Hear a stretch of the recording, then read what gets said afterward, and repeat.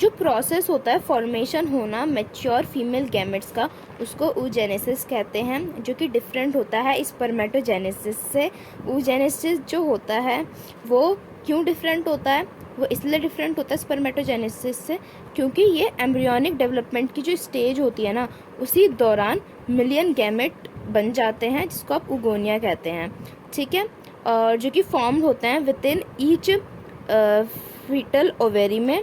और ये जो उगोनिया होते हैं ये बर्थ के बाद और नहीं बनते हैं। ठीक है, उसके बाद क्या होता है कि जो सेल्स होती हैं वो डिवीजन करना स्टार्ट कर देती हैं, और उसके बाद वो एंटर हो जाती हैं प्रोफेज फर्स्ट में मियोटिक डिवीजन के। उसके बाद वो डिवाइड करना बंद हो जाती हैं जब वो इस वाले डिवीज़न फेज में होती हैं, और तब वो बनाती हैं प्राइमरी oocyte। तो डिवीजन हुआ उगोनिया का और वो बनी प्राइमरी oocyte।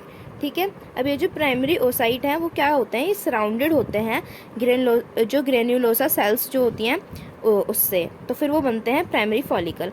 आप ऐसे समझ सकते हो कि ये मेरा एक प्राइमरी oocyte, और प्राइमरी oocyte के ऊपर एक लेयर लग गई, जिस लेयर को हमने बोल दिया प्राइमरी फॉलिकल।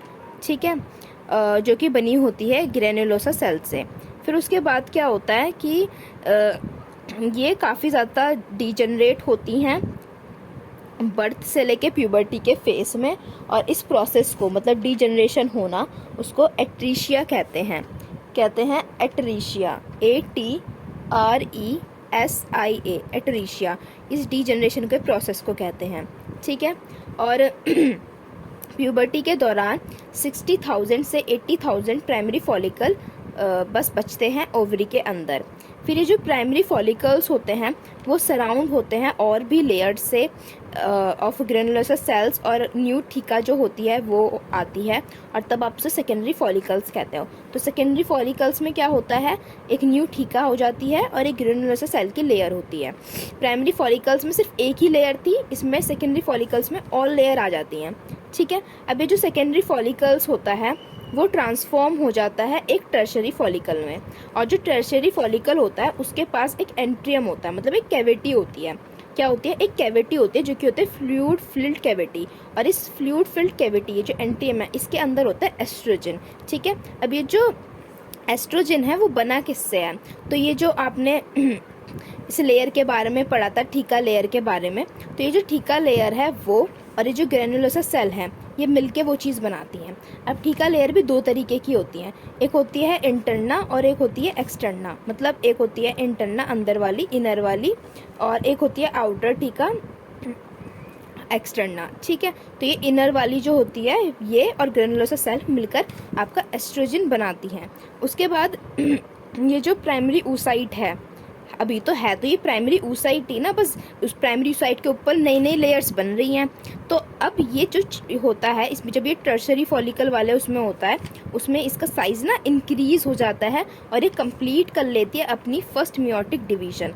और जैसे ही फर्स्ट मियोटिक डिवीजन कंप्लीट हुआ, इस टाइम पर क्या आ जाता है, एक अनइक्वल डिवीजन। एक अनइक्वल डिवीजन होता है जहाँ पे एक लार्ज हैप्लॉइड मतलब एन, ठीक है, एक लार्ज हैप्लॉइड सेकेंडरी oocyte बनता है और एक टाइनी फर्स्ट पोलर बॉडी बनती है। ठीक है, तो हमने देखा कि जो प्राइमरी oocyte था उसमें जो टर्शरी फॉलिकल है उसका साइज इंक्रीज हो जाता है और वो अपना फर्स्ट मियोटिक डिवीजन कंप्लीट कर लेती है, जिसके वजह से सेकेंडरी oocyte और एक टाइनी फर्स्ट पोलर बॉडी बनती है।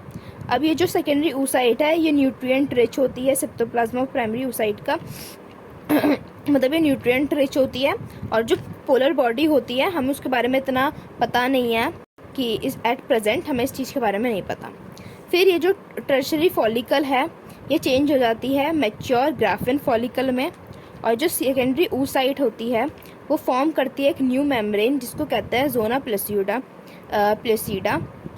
और मतलब सेकेंडरी oocyte क्या होता है, वो एक न्यू मेम्ब्रेन बनाती है जिसको कहता है जोना प्ल्यूसिडा। और ये जो ग्राफिन फॉलिकल्स होती हैं वो रैप्चर हो जाती हैं और रिलीज़ करती हैं इस सेकेंडरी oocyte को। ये ग्राफिन फॉलिकल है, उसके अंदर हमारा सेकेंडरी oocyte है और एक पोलर बॉडी है फर्स्ट।